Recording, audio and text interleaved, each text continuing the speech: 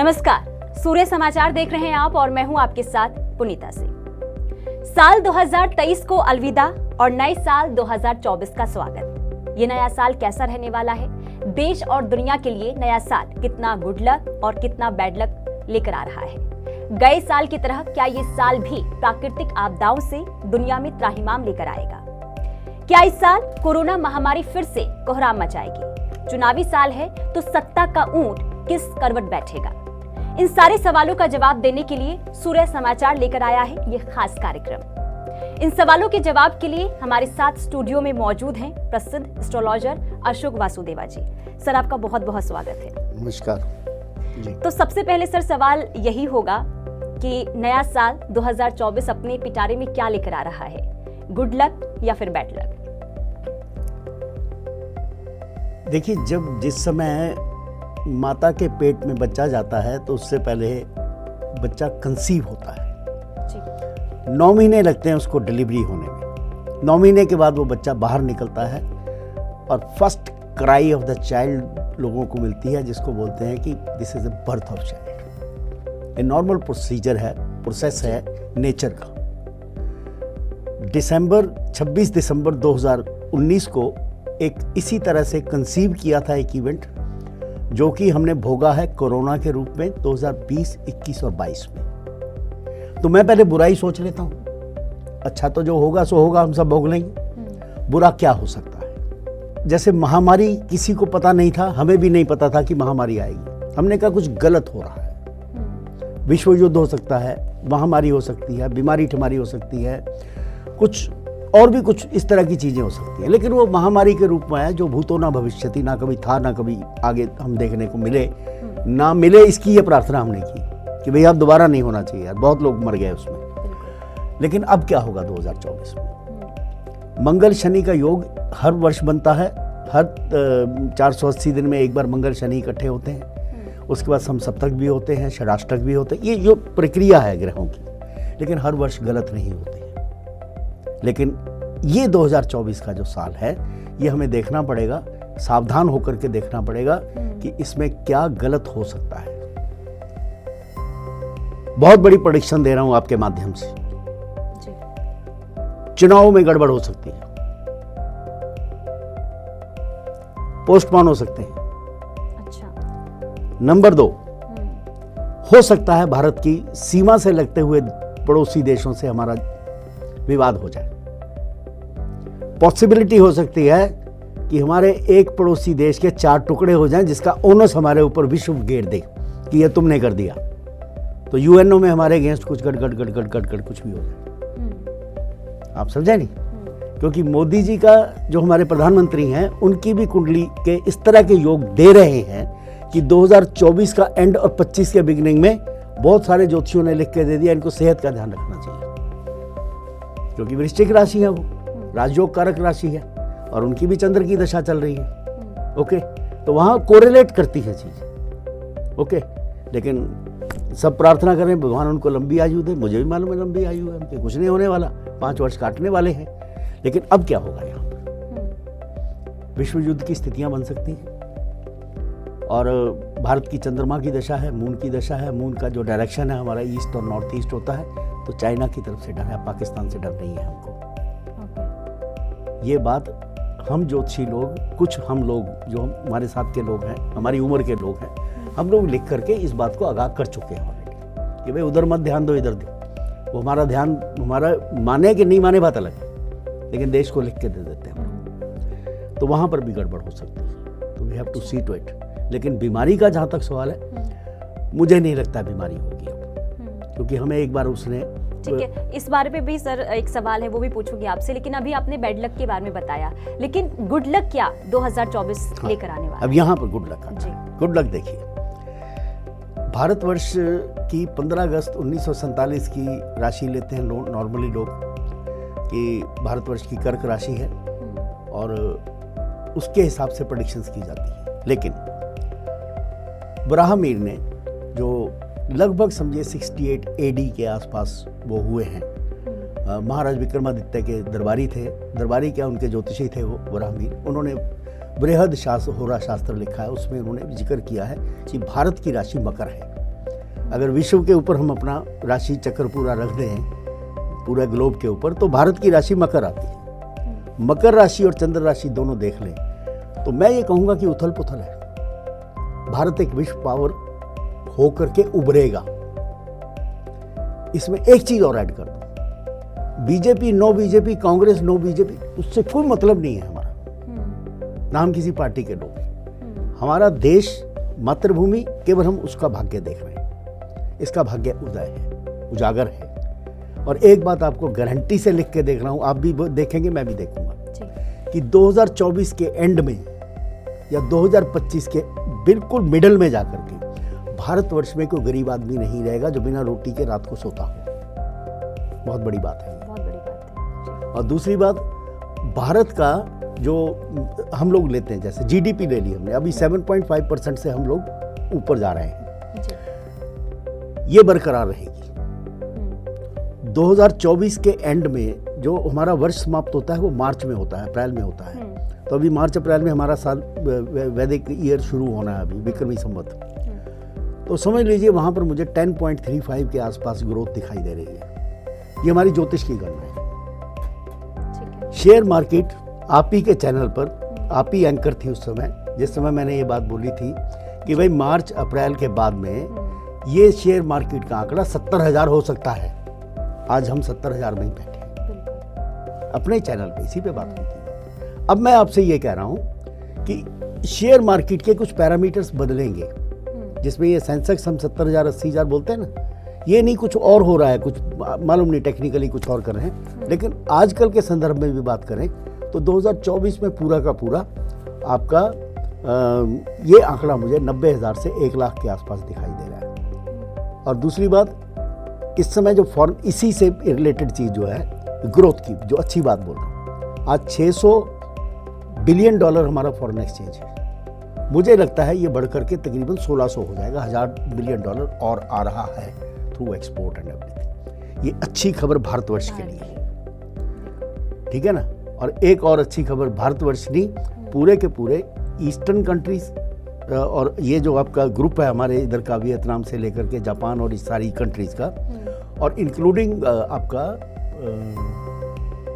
Africa, UNO की powers क्षीण होने वाली है, जीरो होने वाली है। इन लोगों का अपना एक ग्रुप बनेगा आने वाले समय में। इन सारी प्रेडिक्शन को सूर्य समाचार के माध्यम से दे रहा हूँ। इसके होने के बाद में फिर एक बार बैठ लेंगे, देखेंगे कितना हम ठीक गाए, कितना हम गलत आए। ओके। और मुझे लगता है कि वहां पर भी होगा ये चीजें, सारी की सारी चीजें होंगी। यानी कि साल 2024 में भारत जो है तरक्की की राह पर आगे बढ़ेगा और देश दुनिया में दबदबा जैसे बरकरार है और भी ज्यादा जी पहचान जो है भारत की बिल्कुल होगा, बढ़ती जाएगी। बिल्कुल जी, ठीक है। अभी आपने कुछ देर पहले कहा था कि साल 2024 की बात करें तो, क्योंकि चुनावी साल भी है, और आपने कहा कि चुनाव को लेकर जो गड़बड़ भी हो सकता है, यानी कि पोस्टपोन हो सकता है। लेकिन मेरा सवाल ये कि 2024 में जो चुनावी नतीजे आएंगे, क्या वो बीजेपी के फेवर में आएंगे? कैसा रहने वाला है?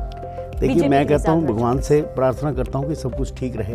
जो मंगल शनि का योग बन रहा है उसमें कोई इस तरह की गड़बड़ ना हो कि हमारी जो डेमोक्रेटिक जो प्रक्रिया है वो रुके, किसी तरह से रुकनी नहीं चाहिए, होनी चाहिए।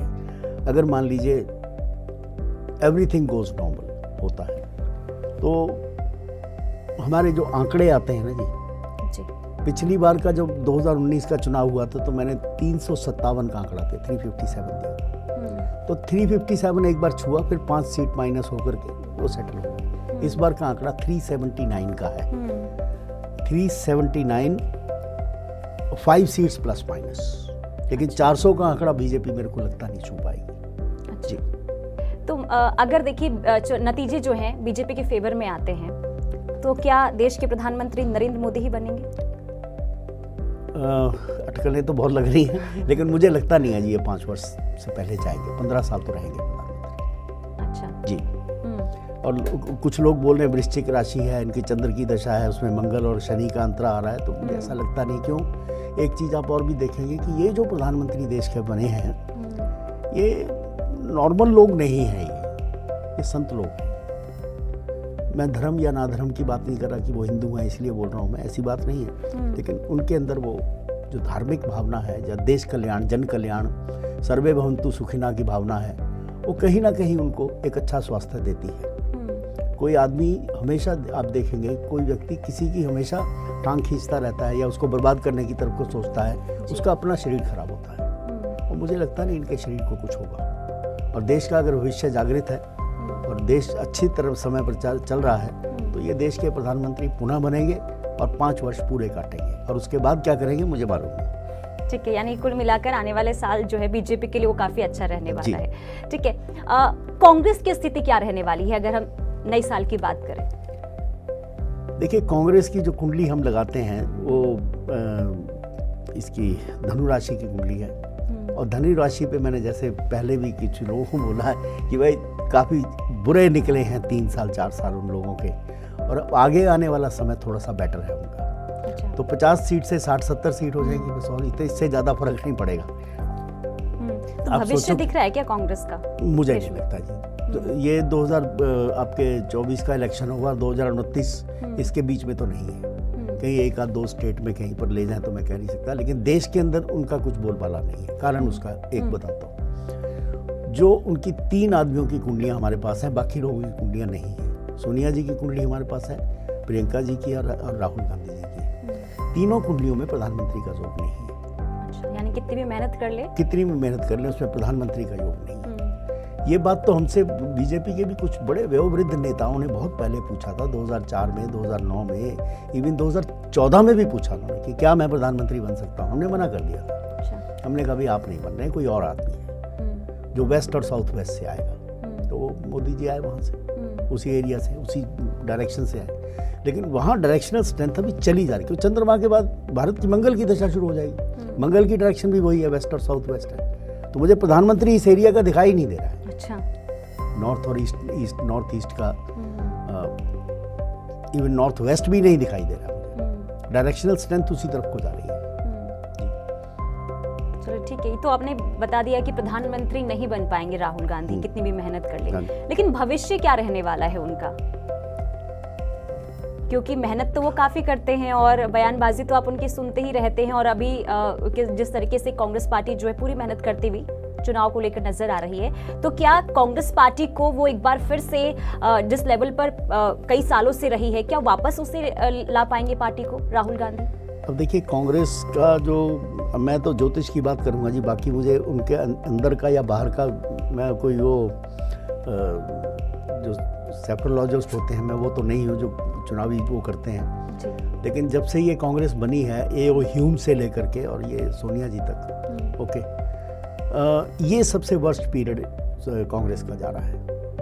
और मुझे ऐसा लगता है कि 2026, ये 2026 के आसपास, 25 नहीं 2026 के आसपास ये पार्टी कुछ और रूप ले लेगी। देश में कोई नया घटक दल पैदा होगा और जिसका 2031 के बाद में वर्चस्व भारत में रहने वाला है।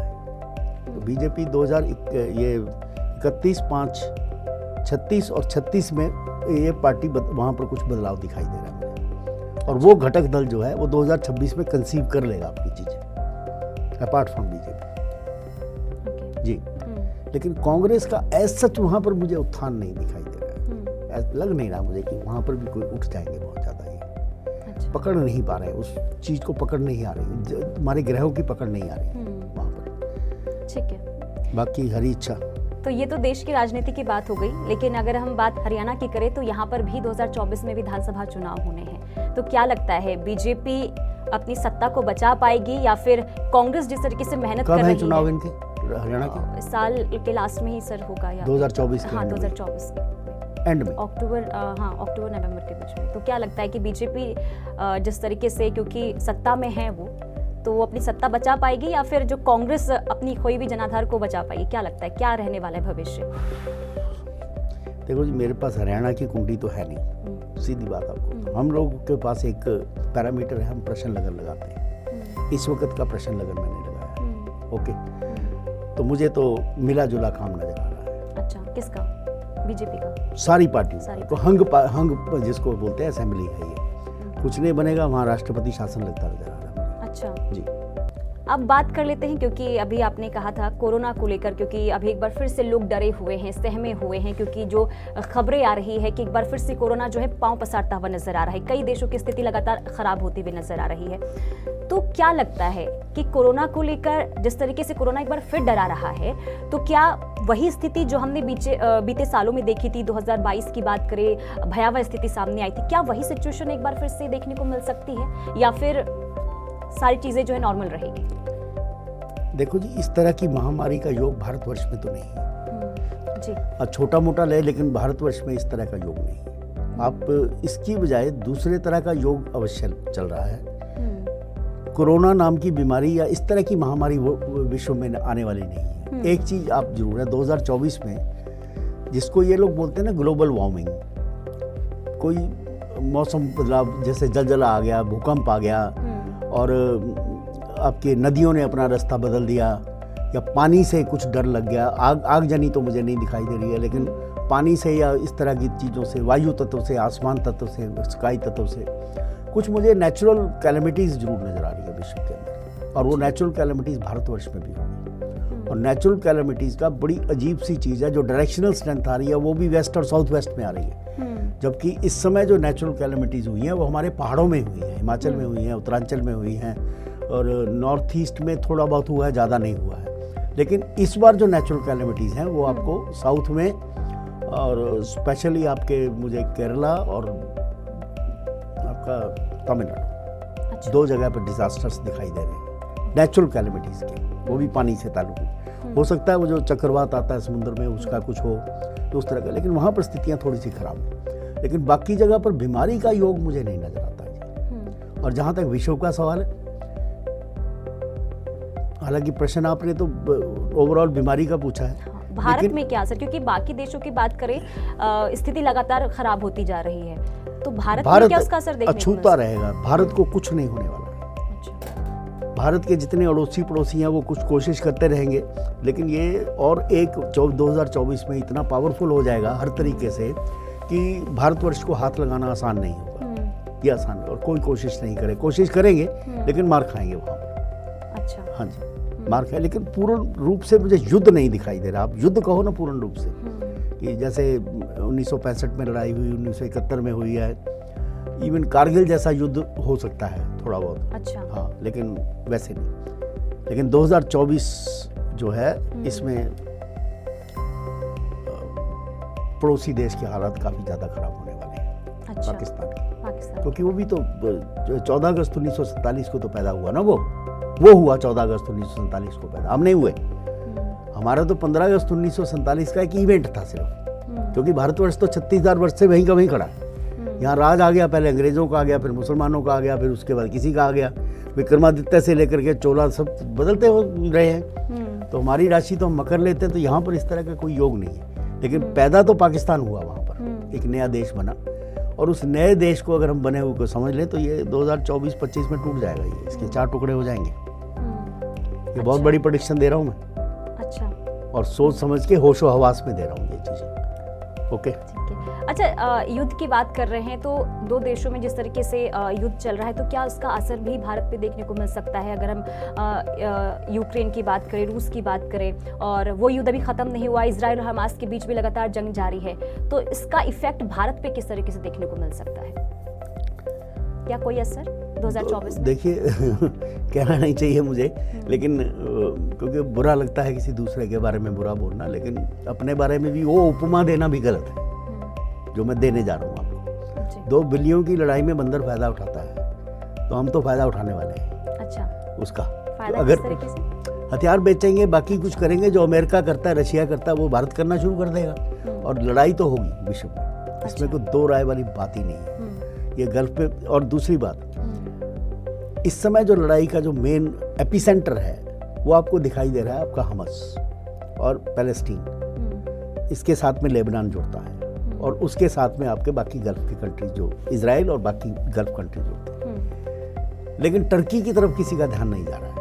अच्छा। मेरे को विश्व युद्ध का एपिसेंटर इस्तांबुल नजर आता है, that is gateway of Europe. Okay. अच्छा। और ये देखिएगा आप आने वाले समय के अंदर ये जो वॉर है विश्व की जो वार है ये इस्तांबुल की तरफ को टिल्ट कर जाएगी। अच्छा जी। और जो मैंने 8 साल का जो समय आपको दिया है, 8 साल में ईरान, पाकिस्तान, आपका कुछ और थोड़े से कंट्रीज हैं, वो आपको विश्व के नक्शे पे नजर नहीं आएंगे। मैं ईरान के बारे में भी कह रहा हूँ ये बात, ओके। ये विश्व के नक्शे पे नजर नहीं आएंगे। इनकी जगह कोई और सत्ता लेके बैठा होगा और कुछ और ही वहाँ पर चीजें पैदा होंगी। अच्छा, ये हमारा एस्ट्रोलॉजी का टोटल ओवरऑल जिसको बोलते हैं कि ये आंकलन है। ठीक है, तो ये युद्ध की बात हो गई, लेकिन अब जानना ये भी जरूरी हो जाता है क्योंकि आपने ये कहा कि भारत का दबदबा जो है दूसरे देशों में कायम रहेगा, लेकिन आर्थिक स्थिति कैसे रहने वाली है? क्या रुपए की कीमत बढ़ेगी और इकोनॉमी कैसा भारत का रहने वाला है? देखिए, इकोनॉमी, जब मैंने आपसे कहा कि भारतवर्ष में कोई भूखा नहीं मरेगा, पॉवर्टी लाइन आपकी बिल्कुल जीरो हो रही है। आज भी 10-12% रह गए हैं पुअर, जो डाटा आजकल आ रहा है जी। तो 2024 एंड और 25 के आसपास आपका नहीं रहेगा। दूसरा, जहाँ तक रही रुपए की वैल्यू, देखिए आज डॉलर, यूरो ये अपना अपना रूप बनाए हुए हैं। रुपए का अभी मार्केटिंग शुरू हुआ है, देश ने किया है। लगता है 2024 में काफ़ी घर कर जाएगा। हम लोग लगभग समझिए, मेरे को जो आंकड़ा आ रहा है 167 या 177 के करीब कंट्रीज हैं जहाँ पर हमारा रुपया चलेगा, और हम उनके साथ रुपी और उनकी जो करेंसी है उसके साथ एक्सचेंज में कार्य शुरू कर देंगे। लेकिन अभी मैं ये कहूँ कि हम डॉलर का मुकाबला कर लेंगे या बाकी कर लेंगे तो मुझे नहीं नज़र आता। अच्छा, अब बात करते हैं खिलाड़ियों की, क्योंकि 2023 में हमने देखा जो हमारे खिलाड़ी रहे जो हैं वो भर भर के मेडल लेकर आए देश के लिए।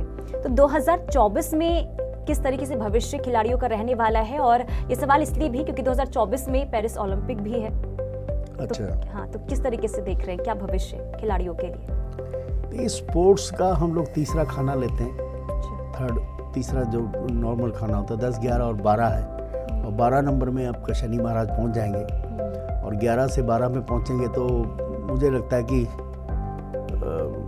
जो ट्रेडिशनल खेल हैं भाई, जैसे कोई रेस हो गई, कुछ और हो गई, या जो भी हैं उनके अंदर थोड़ा दबदबा बढ़ेगा। लेकिन आप इतना कहो कि बहुत ज़्यादा को मेडल लेकर के आ जाएंगे तो मुझे ऐसा नज़र नहीं आता। हाँ, कुछ बच्चे उठेंगे ऊपर देश के। अगर आज 10 मेडल आते हैं तो वहाँ पर 50, 60, 70 मतलब 5 टाइम्स बेटर देन दिस तो हो जाएगा ये। जी, ठीक है। अच्छा, बहुत सारे ऐसे लोग हैं जो हमारे दर्शक हैं वो भी सुनने के लिए इंतजार कर रहे हैं कि आखिर उनके लिए 2024 कैसा रहने वाला है, क्योंकि हम ओवरऑल बात करें तो किसके लिए अच्छा, किसके लिए बुरा रहने वाला है और किस लिहाज से अच्छा होगा, एक ओवरऑल जरा बता दीजिए दर्शकों के लिए। देखिए जी, अगर आपका घर प्रॉस्पर करता है, आपके घर के अंदर अच्छी आमदनी है, घर के अंदर सौहार्द है, सुख है, तो हर एक आदमी को फायदा होता है उसका। वही हमारे देश का सवाल है कि टेक्नोलॉजिकली हम लोग बहुत एडवांस होने वाले हैं। और ये तो बात हम अपने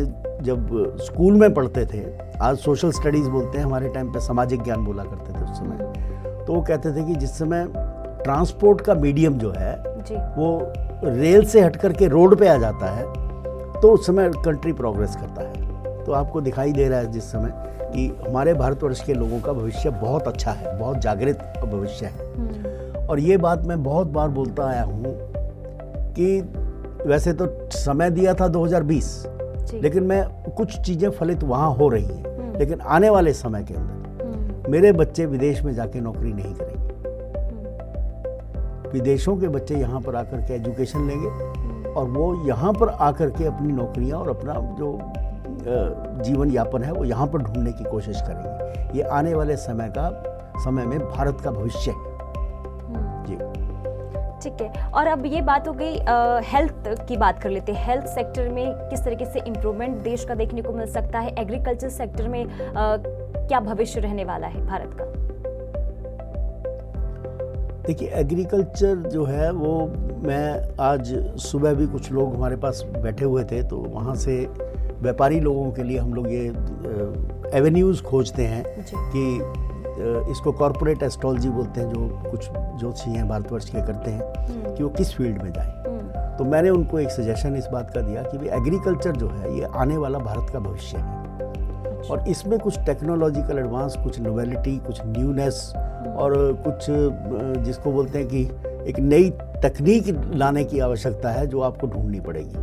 और 2027-2028 के बाद में भारतवर्ष के अंदर एग्रीकल्चरल इनकम जो है वो बढ़ने का मुझे लग रहा है कि किसान के पास होगी, लेकिन उनको भी इसका साथ देना पड़ेगा, क्योंकि हर एक चीज़ ईश्वर नहीं करता है। ईश्वर ने तो एक विधान बना दिया, आपको अपॉर्चुनिटी दे दी, आपको उसको फ़ायदा उठाना है आपको। और आने वाले समय के अंदर इसमें मुझे कुछ चेंजेस भी दिखाई दे रहे हैं एग्रीकल्चर फील्ड में। जैसे पहले समय होता था कि एक घर में छोटे खेत होते थे, उसमें से अपना गेहूँ उगा लिया, 2 गाय रख ली, गैया का दूध ले लिया, बाकी चीज़ें हो गई, बार्टर सिस्टम हो गया पूरा। तो हो सकता है कुछ ऐसी चीज़ें हों कि हम लोग हाइब्रिड खेती की तरफ चले जाएं या कुछ और उगाना शुरू कर दें जो विश्व में महंगा बिकता है, और जो बेसिक हमारी नेसेसिटीज़ हैं जैसे गेहूँ है, चावल है, मक्का है, या फिर ये जो हम बाकी चीज़ों आइटम खरीदते हैं, ये शायद हम लोग बाहर से इंपोर्ट करना शुरू करें। अच्छा। क्योंकि वो हमें थोड़ा सस्ता पड़ेगा, और देश का जो किसान है वो कुछ महंगी आइटम्स को उगाने के लिए थोड़ा उद्यत होगा। ये मुझे दिखाई दे रही हैं चीज़ें भारतवर्ष के अंदर होती हुई। और एक प्रॉस्परस कंट्री जो बहुत बड़ा जिसको बोलते हैं कि उन्नत देश होता है, उसकी पहचान भी यही है। जी ठीक है, ये तो किसानों की बात कर ली हमने, लेकिन अब व्यापारियों के लिए भी जान लेते हैं। जो बिजनेसमैन हैं उनके लिए क्या संकेत दे रहा है साल 2024, कैसा रहेगा? देखिए, व्यापारी आदमियों को एक चीज़ मैं बोल देता हूँ कि इसमें भी एक चीज़ ऐड करता हूँ थोड़ा सा। लगभग समझिए 2006 के बाद भारत का एक्सपोर्ट कम हुआ है। बहुत सारी इंडस्ट्रीज हमारे हाथ से निकली हैं, लेकिन कुछ चीज़ें भारतवर्ष में जो खोई हुई चीज़ें थी वो वापस आने वाली हैं। जो व्यापारी आदमी अगर मेरा कुछ सुन रहे हैं प्रोग्राम, तो मैं उनको बोलूँगा कि आने वाला समय पेपर इंडस्ट्री, गारमेंट इंडस्ट्री जो बिल्कुल डूब चुकी है, और तीसरी आपकी सीमेंट इंडस्ट्री। ये 3 इंडस्ट्रीज में अगर आप इन्वेस्टमेंट करेंगे, पैसा लगाएंगे या व्यापार करेंगे तो आपको ऊपर उठाएगा। दूसरा 2 क्लास नॉर्मली रहने वाली हैं जो एक प्रॉस्परस कंट्री की होती है। एक बिजनेस क्लास है और एक आपकी नौकरी पेशे वाली क्लास है। मिडिल क्लास को थोड़ा नुकसान होने वाला है, तो पक्की बात है। छोटा व्यापारी नहीं चलेगा, दुकानदार चल जाएगा, ठीक है ना जी। लेकिन छोटा व्यापारी, छोटा जो आपका मैन्युफैक्चरर है, वो शायद को बड़े लोग उसको ग्रैब करके उसके साथ काम करें। वो सिस्टम थोड़े से अलग होंगे। मैं उसको विज़न में नहीं देख पा रहा हूँ, ज्योतिष में नहीं देख पा रहा हूँ, लेकिन मुझे लग रहा है कि आने वाला समय व्यापारियों के लिए अच्छा होगा। मैं जिनको सुनता हूँ, जिन व्यापारियों को पिछले 4-5 साल में वो कुछ अच्छा व्यू पॉइंट नहीं दे रहे हैं, उनको नुकसान हो रहे हैं, टैक्सेस थोड़े ज़्यादा हैं, बाकी चीज़ें ज़्यादा हैं, लेकिन 2024 में उनको अच्छी एवेन्यूज़ दिखाई दे जाएंगे, दिखने शुरू हो जाएंगे। ये नहीं कि उनको को बहुत ज़्यादा फ़ायदा होने वाला है, इस बात को भी मान लें, लेकिन दे विल गेट एवेन्यूज़। जी ठीक है, चलिए सर, आपने विस्तार से भविष्यवाणी बताई, देश के लिए कैसा रहेगा, व्यापारियों के लिए, किसान के लिए कैसा रहेगा। और इसी के साथ, क्योंकि देखिए समय की कमी है, इस कार्यक्रम को हम आगे ज़्यादा नहीं बढ़ा सकते हैं, लेकिन जिस तरीके से आपने जो जानकारी दी है और जो विस्तार से बताया है, उसके लिए आपका बहुत बहुत शुक्रिया। आप यहाँ पर आए, समय आपने निकाला, तो एक बार फिर से बहुत बहुत शुक्रिया। और एक बार आपको नए साल की ढेरों ढेरों शुभकामनाएं। आपको भी, सब दर्शकों को मेरी तरफ से भी, और आपके चैनल को भी नववर्ष की बधाई। जी। तो साल 2023 किसी की जिंदगी में खुशियां लेकर आया तो कहीं गम भी देखने को मिला, लेकिन उम्मीद यही करते हैं कि साल 2024 आपकी जिंदगी में ढेर सारी खुशियां लेकर आए और देश भी तरक्की की राह पर आगे बढ़े। इसी के साथ इस कार्यक्रम में इतना ही। देखते रहिए सूर्य समाचार।